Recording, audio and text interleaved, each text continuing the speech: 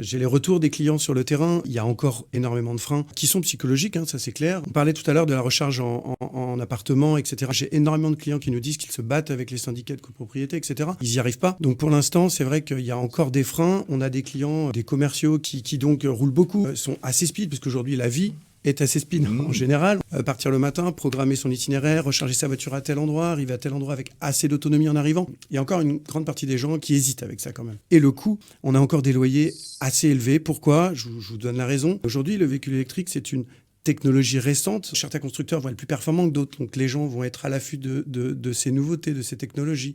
Et en même temps, on a la revente. Aujourd'hui, c'est un énorme problème pour nous. Nous, concessionnaires, on revend très mal les véhicules 100% électriques. C'est pour ça qu'il y a beaucoup de locations.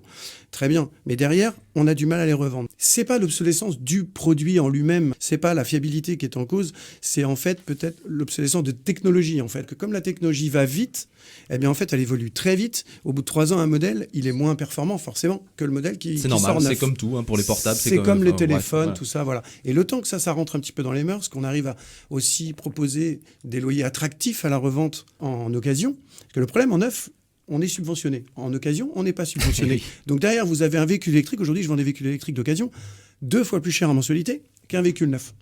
Au bout d'un moment, il faut bien qu'on écoule nos véhicules d'occasion. Sinon, on ne peut pas vendre de neuf.